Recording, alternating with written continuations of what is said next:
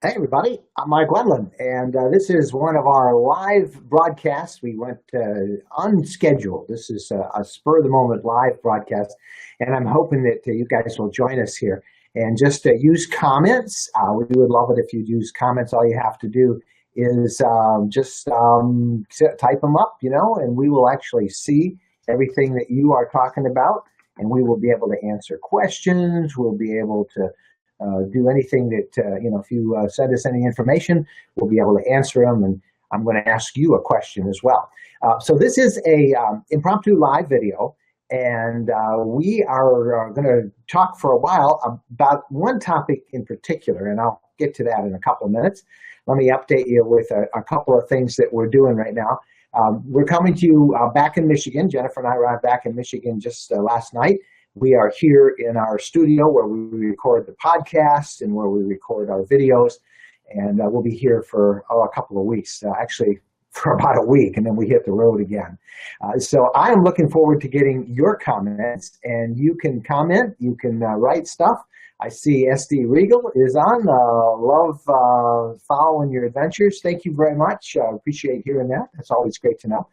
And we're here for another week, and then we hit the road to Kitchener, Ontario for a special event with the Erwin-Heimer group over there in Ontario. We'll be talking with them, and we're looking at that.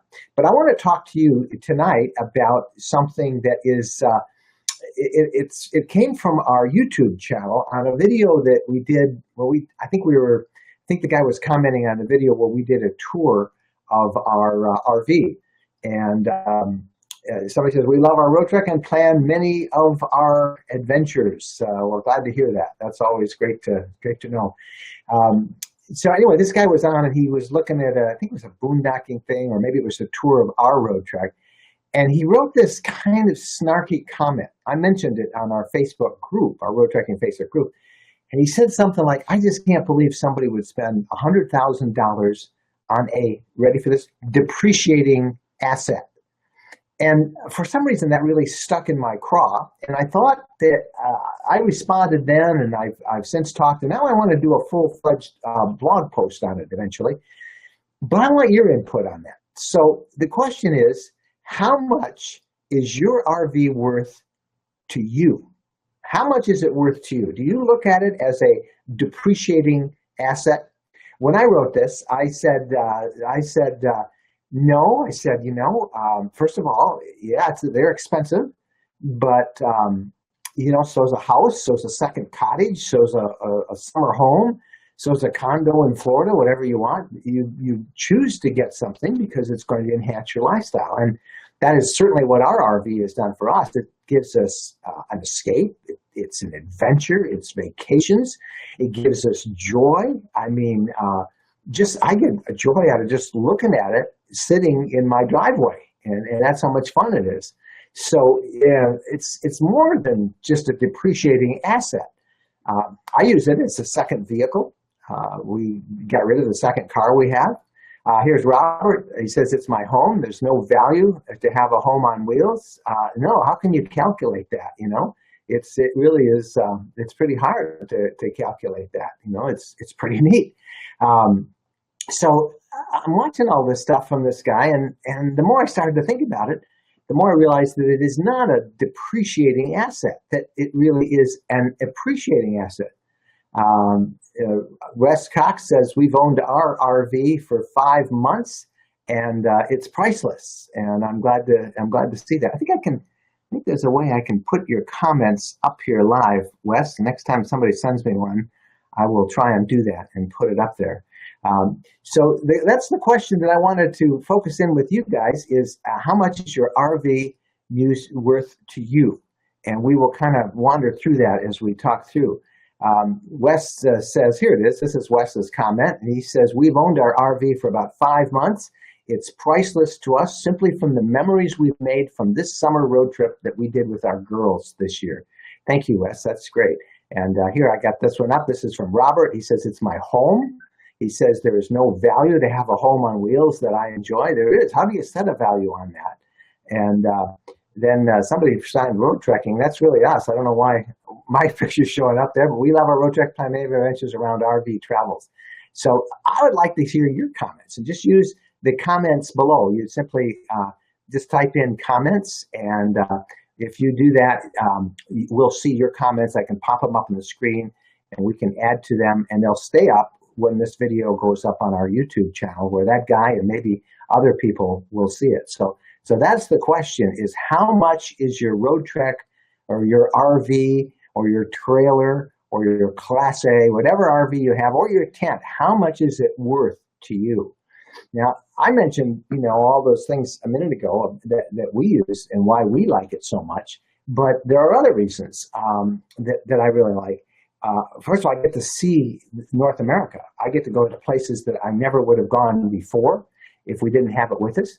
I get to experience the land and the wilderness in a way that's up close, because we are sleeping in the middle of, we do a lot of boondocking, Jennifer and I, and we're sleeping literally in the middle of nowhere, and it's pretty good.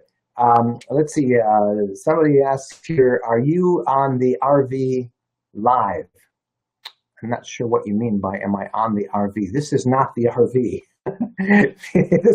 This is our studio where we record all of these things, but we're not live. We are live. This is live. This is Sunday night, the day before Labor Day, and that's where we are now. Here's a comment from Gwen, who says that freedom is priceless. Well, freedom is I think the big thing that the RV is. We will look at ours sometimes, Gwen, and we will just say, wow, we can go any place we want. We can go right now if we want to go. And that's what I really like. Here's Kurt's comments. Kurt says, I've had 7 RVs, and I've always looked at them as lifestyle.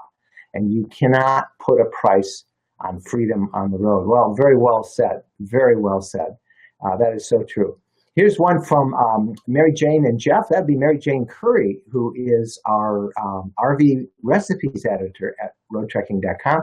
Says, our Roadtrek is an investment that gives us so much more than we could ever have imagined. Not only do we appreciate our RV, but so does our family, friends, neighbors, people we meet.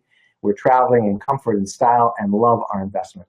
Well, you think of it as an investment, and I think that's a really good way to think of it. For one thing, for us, we do a lot of visiting with our son in Georgia, and when we take our RV, we stay in this driveway, but we have our own bed. All of our clothes are there, everything we need. When we travel, we've got a bed to take a nap for. That's what I like about those rest areas. I just pull in and take a nap. We've got a refrigerator. We've got everything with us. It is truly our home on wheels. And when somebody calls it a depreciating asset, it just sounds strange. So what it does for us is it makes us appreciate the lifestyle more. It makes us appreciate life more. I think it's helped us. Well, certainly we've met many new people, have new friends that we never would have met if we were not in our RV traveling around the country. It's helped our marriage. It's brought us closer together. Jennifer and I, we get along really well. We always have. But there's something about traveling together and sharing those adventures on the road and being in close quarters that makes it really great. So it's enhancing relationships. Those are the kinds of things that, when I started to look at that guy's comment about why would you invest, $100,000 in a depreciating asset, I realized this guy's not an RVer, or if he is, if that's what he bases on just money, that's pretty sad. That's pretty sad. The other thing is that it really is a pretty neat investment in terms of resale. It's very easy to have this thing resale. Hi, Martha from London, Ontario, Canada. Ooh, that's not too far from us here in the northern Detroit area. We'll be heading up your way in just a couple weeks. Jana Matthews, I could add up hotel prices times the nights I stay in my Roadtrek or RV, minus the monthly payment, which will end soon, and get a positive amount. But the adventure is priceless. Yep, you got it, Janet. It really does, and it really is a pretty neat thing. By the way, I'm using some new technology. You can see this is where we record the podcast, and it's also, if I move aside here, I don't know if you can see, that's my ham radio station over there. I'm doing a whole bunch of work with that, and I'm putting that in together with some new technology that will be up in our Roadtrek last month. Here's an interesting one. This is from Catherine. She says, our RV was stolen last month. It was recovered 4 days later. The insurance company tried to write it off. The thieves only damaged the ignition. The rest was prior body damage and just its age, we would never let them write it off that easily. It is indeed priceless for all the good times we've had it. We're happy it's safely back in our driveway. Well, good, Captain. I'm glad to hear that. You know what I'm really curious about? We mentioned all the joys and the benefits of the lifestyle with the RV, but I wonder how many of you have sold an RV. Maybe you've traded in and gotten an upgrade, a new model, and I'm curious as to how it held its value. That's one of the things that we've noticed with ours. Ours is a Class B RV, is how well it holds value. We've had 4. Now, a couple of them were prototypes and tested vehicles. One was a used one that we bought and we traded up. And now we bought a production model that we got earlier this year. But the value that they hold is just amazing. When we bought our first used one, it was amazing. We paid $65,000 for it, and it was a 2006 model. And we bought it in 12, so it was 6 years old. And when we went to buy it, there was a waiting list. We were the 6th person on this list to buy it. We actually had to give a deposit to even be on the waiting list. And we were the first to give the deposit, so we had the first call. But that's how much demand there is for years. So they really do hold their value very well. There's a note from our friend Kiki. Hi, Kiki. Hi to you. And I think you're in Jackson, Michigan, someplace out that way. Good to see you on our Facebook group. So this is the new studio, and I'm using some new technology. I got a new camera, really high def camera that I think is working well. Hopefully the microphone sounds good. Excuse my voice. And we're able to put your comments on the screen. I'll be able to actually bring in other people live as special guests, and we're going to try and do these live shots like this on a weekly basis. My time is, when do I do it? What day of the week do we do it? This happens to be a Sunday night. And I also will put this up on YouTube as well. It will be on our YouTube channel. So let's see. Here's a question from Diane. She says, what size RV would you recommend for one person to live in? Thinking of selling my home, living full-time in RV. I can live off Social Security, trying to figure it all out.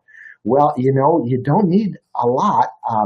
If you're going to travel solo, anything from a Class B Roadtrek Agile, which is, I think it's 19 feet long, which is real easy to get along with, but it still has a double bed, two twins, or a larger, almost king-size bed, so if you have guests.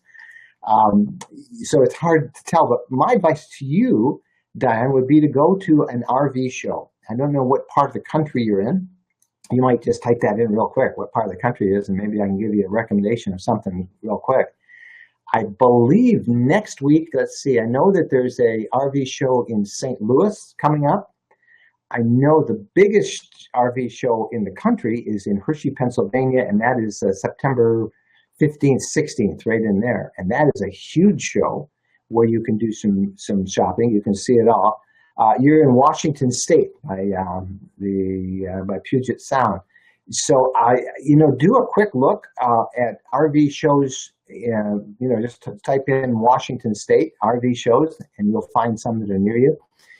But I would first urge you to go to a show so that you can actually go in as many of these units as possible. Lie down in them, try out the galley, try out the kitchen, go inside open up the bathroom, walk around, see if they got enough room in there for you.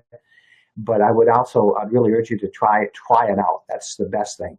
Jennifer's advice is, when you go in, stand in the kitchen, pretend like you're cooking a meal, turn around, use the towels, go to the microwave, reach up on the microwave, open it up, open the refrigerator up, see how much you can get in, and then make the bed up, lie in the bed, and try it on several different models. But if I'm reading your question right, you're looking for something that is not huge, and I think that you could do a great job with a Class B RV from Roadtrek. There's Pleasure Way, there's leisure travel vans. We use Roadtrek, and I make no bones about it. One of the reasons we recommend them is they have a 6-year bumper-to-bumper guarantee on everything. But check it out yourself. Let's see. Here's Barbara. Can you buy a total electric RV? Well, if you mean total electric, Barbara, in terms of the engine, not yet. And it may never be, because they need a little bit more power than most of our electric cars are capable. But if you mean total electric, in terms of the RV parts, like the heater, the stove, the refrigerator, all that. Yes, there are. The only one I know that's totally electric with solar power, lithium-ion batteries, a induction heating, electric stovetop is the E-Trek from Roadtrek. The E-Trek. It's all electric. And but in terms of an engine, no, there are none. Although I think there probably will be someday. I know that some of the manufacturers are actually working on the driverless cars. So, yeah, heat, stove, etc. Barbara says, yep, that's the E-Trek model, E-T-R-E-K, and you can search that online. We had that, and that was one of the first prototypes we had. We had the very first one that Roadtrek made, and we used that for about a year and a half, and then some of the prototype things we were taking became production, and then we moved to a new model that came out that was even more of a prototype, and now we're in a Roadtrek CS Adventurous XL. You're welcome, Barbara. She says thank you for that information. But back to that question about that I asked earlier, what this is all about, which was simply how much is your RV worth to you? It's not a depreciating asset. I think we've established that from everybody else who's kind of weighed in on that question. But I'm also curious if you could tell me, those of you who have sold this, how well it holds their value. My observation is they hold their value really well, particularly Class B. But all RVs are in great demand now, and they hold their value. So back to that depreciating asset, I think it's just the opposite. I think it's an asset that appreciates over time, maybe not in financial worth, but in terms of our appreciation of the lifestyle that it brings. And that is the amazing thing about the RV lifestyle that we like so much. All right, I'll put up any more of the comments that I get as we come along, and this will be up there for some time on here on the group and on the page there. Let's see. We have a question from Diane. She says, "Is Roadtrek a brand of RV?" Yes, it is. It's made. It's a Class B RV, and it's known as a camper van, and it is a brand name. They've been around over 40 years now. They're made in Kitchener, Ontario, and they make them on the Dodge ProMaster chassis, which is a small, very maneuverable. Some are made on the Chevy van chassis, and then the big one the bigger one is the Sprinter, the Mercedes Sprinter chassis. And there are a number of different models. If you go to roadtrek.com, that'll take you to their site. I do not work for Roadtrek. I happen to drive one. And the name of my blog is Road Trekking, but I mean it as the lifestyle. And so we're here about the lifestyle, and we look at all these things as a brand that takes us someplace. And but that's the one that I have, and the reason we like it, among other things, it's just they seem to be on the cutting edge of innovation. Is that 6-year bumper-to-bumper warranty? That's just amazing. You don't have to buy those extended warranties that some people try and sell you, and you've got lots of neat stuff. And here's this is good. Armand, I have a fifth wheel and a 1500 pickup truck. I'm thinking of going RV. What's the advantage? Well, the advantage is it's more of a car in a sense. It is it works. It drives like a van. It's very comfortable to drive. You don't have to disconnect anything. It's all in one place. It works really great in terms of being able to just drive off and use it as a second vehicle. It's got everything you need in it. If it's a Class B van, you don't have to tow a vehicle with it, although you can. But it's just all self-contained. In the motorhome, everything is built in a little nicer, I think, than they are on many of the towables.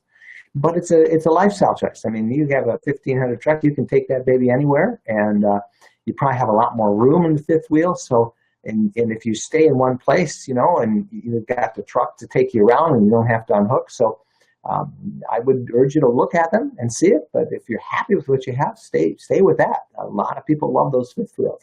Here's Norma, who says, Norma's in Bolivar, Missouri. We had a 26-foot bumper pull, and we enjoyed it for 4 years, sold it for $500 more than we bought it. Well, there you go. See, all RVs, they hold their value. And then we bought a 27-foot Class C with 1,400 miles. It is a 1990. We've had it for 4 years. It has 24,000. We love it. It's worth way more than book value. It's appraised for $1,750 and book for $550.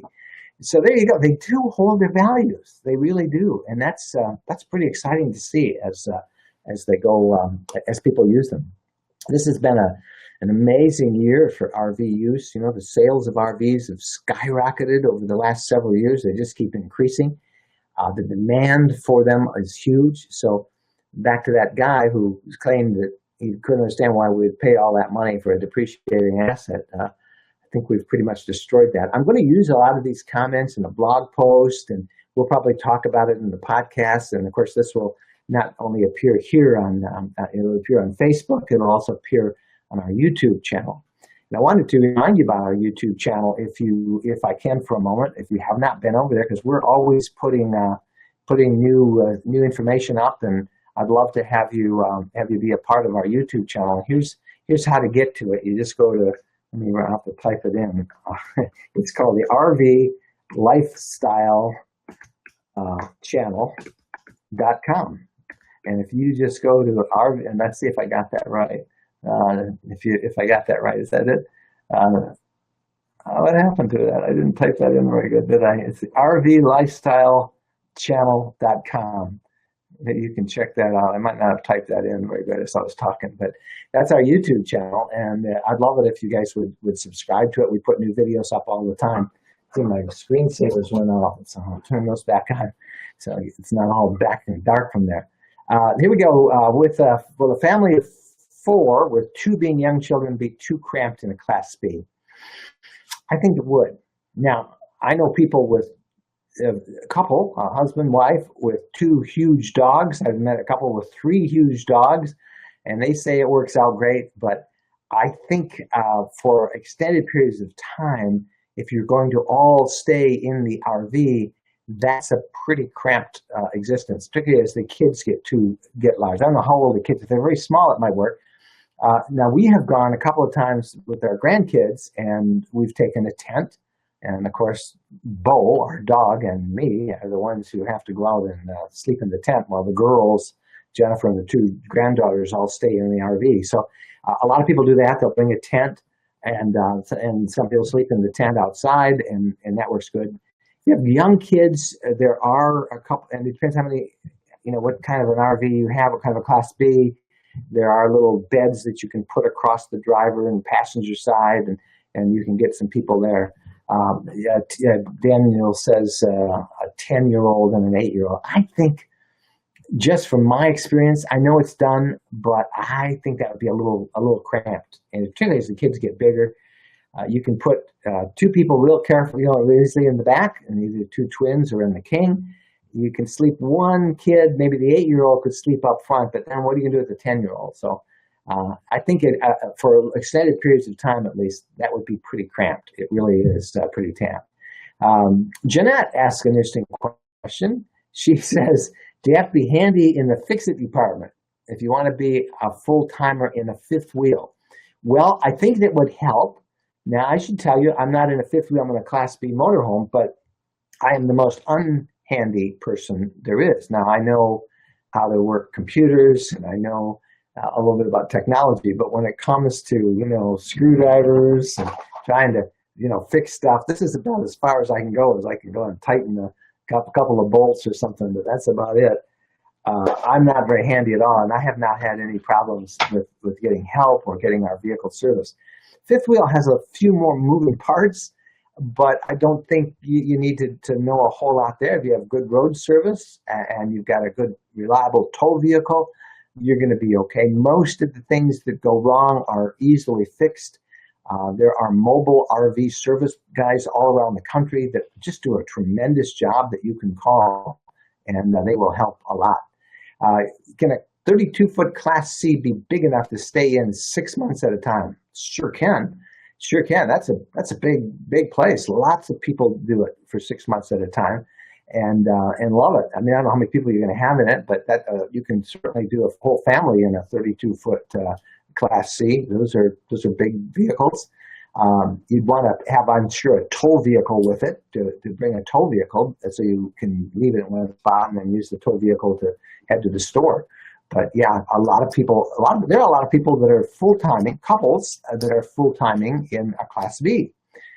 So we think of our friend Camp Skunk and his wife Sharon and their cat Fiona. They're in Europe now, Capsicum will have a post on our blog tomorrow about their adventure. They've been in Europe. They're spending 6 months in Europe in their RV. They had it shipped across, but they live full time in their RV and have now for about 5 years. And they just do a great job and love it. So here's somebody that weighs in about that. And Norma says she has a 27-foot and no problem. They tow a Jeep. Yeah, I noticed everybody seems to tow a Jeep. It's a Jeep thing I keep seeing out in all the parks. Jeeps are the favorite tow vehicle of everybody I have seen out there. And that's kind of fun to watch. So your 32-foot question that you asked a minute ago is there. Linda says, Camp Skunk rocks. Yes, he does. He sure does. And then Dan says, enjoyed the podcast. Have you ever considered going smaller than your Roadtrek CS? We're thinking about a Zion SRT. My wife, Jennifer, really likes the Zion. For me, I kind of like the extra room because I bring a lot of stuff with me. And maybe I'm just set in my ways. I really kind of like the Sprinter. I like the extra height in the Sprinter. Jennifer really does like a lot. She enjoys she thinks that the Zion, which is on the Dodge ProMaster chassis, she really does like that. And that's it. And Norma's adding about the Jeep. She says they're the best for a flat tow with all four wheels down on the ground. And then Linda says, I have a Fiat. Well, there you go. You can tow that Fiat. That's pretty small. Some of the trailers, some of the towables that are coming out, Linda, you can tow with a Fiat instead of towing, because you can actually tow. The Irwin-Heimer Group is making these super lightweight trailers. They'll be building them in a brand new factory in Cambridge, Ontario in a couple of weeks. And we're going up for that. We'll have a live shot on that, I think, the week after next. But some of those trailers you can actually tow with a Fiat. So it's pretty cool. Well, Trish picked up on that, and she says, get a Jeep or a Fiat. You could get either one. It's whatever you like. Jeep people tell you that, there's nothing like a Jeep, with the four-wheel drive and all that stuff. So if you're going to have a tow vehicle, that's what it could do. Well, I have gone on and on here and really enjoyed this. A couple things I really like about this new software I have, this new package that lets me do this here is being able to interact with you to get your comments out there. There's Jackie who says it's priceless. And Dan has noted that the Heimer trailers are nice. He said saw them at Hershey last year. They're a bit behind on making them. Well, they're opening a brand new factory, and the grand opening is a week from this coming Wednesday. Jennifer and I will be there. We'll be doing a live thing that day, and we'll have some video of the tour. But they're bringing a brand new factory there in Cambridge, Ontario. We visited the factory a couple of months ago, and they were just starting to move some stuff in. Remember BlackBerry, the phone? BlackBerry was they used to call it Crackberry because it was the first, you could really do the texting, and all the corporate people were using it. They used to call them Crackberries. And then they fell on hard times. The iPhone came in, and then Samsung came in, and everybody else jumped on with Android. And the company that made BlackBerries have fallen on pretty hard times, and so a lot of their factories were shut down. And Roadtrek, or the Irwin-Heimer Group, bought one of their factories, a big factory in Cambridge, Ontario, totally retrofitted it out for a brand new assembly, and they'll be doing that. So it's pretty neat. A couple quick comments. I'm about to renovate a 1996 Southwind 36-foot roof and interiors. Best place to buy replacements for the interior.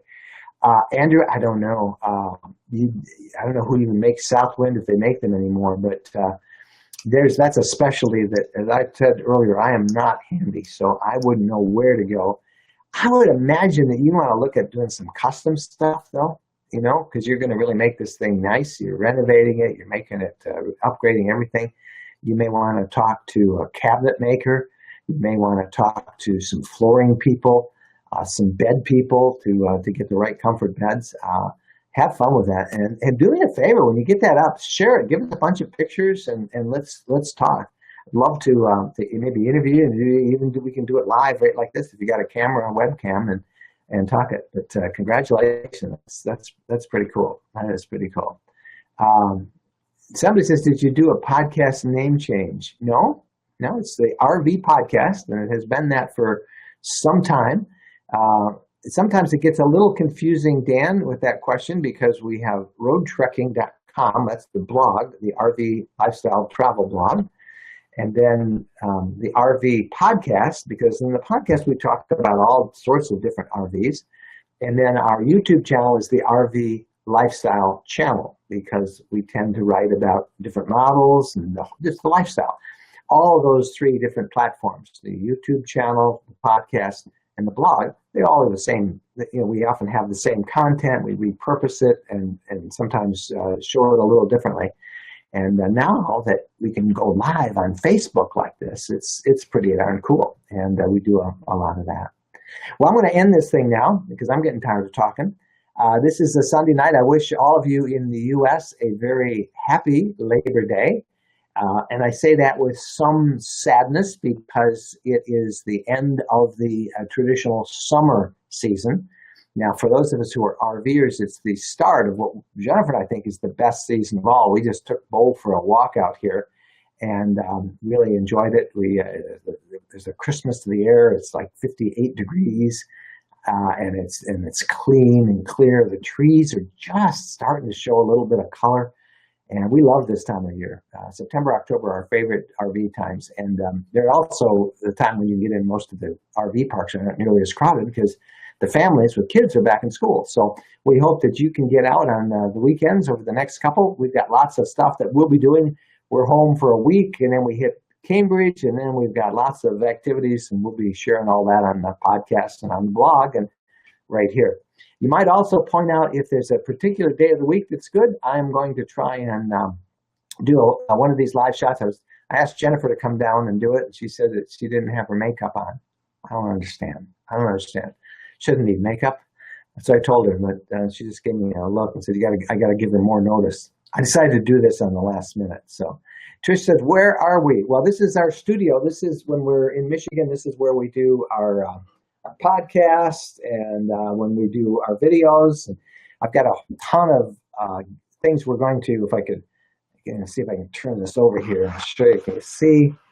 Where is it? See all those boxes there? Those are all RV gadgets and things that I'm going to have to review over the next couple of weeks. So we've got a lot of those things. We'll be doing lots of product reviews, and I'm knocking my camera off here. There we go. We'll have lots of product reviews, and we'll do that. But this is our Sticks and Bricks home in Michigan. Linda says she's in Houston. So. Well, that's great. Linda, did you have any issues with the hurricane? How is your house? Did you give us a quick idea of what it's like there? You can just type in, do you have much flooding in your area? What a storm. I think it's true that was a natural disaster in American history. If that's an accurate statement. It was delivered as if by somebody. I haven't researched that, but pretty amazing. Looks like she didn't have any folks that are helping. Well, good for that. That's okay. Listen, I'm going to get out of here. A long time. I thank you guys all for tuning in. If there's a day of the week, work best. Let me know. Type in the day, and we're going to try and do it on a regular basis, and we'll try and have a topic. Thank you for sharing about is your RV worth the thing? Knowing that it's not just us, that our RV is much more than anything. It's something that helps us appreciate our life a little bit better by getting us out there and your creation and all that stuff. All right, out there for being and this will be on our YouTube channel, so it'll live forever over RV Lifestyle channel. If you go to that, please do me a favor and subscribe. There's a little button, and you get to the RV Lifestyle channel. That means then you can ask for notifications whenever we put up new videos. You'll know about it, and often those look good. Thanks to you guys again. Hi, Christine Gould. Just caught the end. Good to see you. Good to see you, Chris. Chris is the Geek Tour. Chris, look at this new camera I got and this new set. Isn't the quality? I'm really impressed with the quality. So we'll keep that going. But hey, all that, I got to go. So thank you all. We'll see you later on. Bye-bye.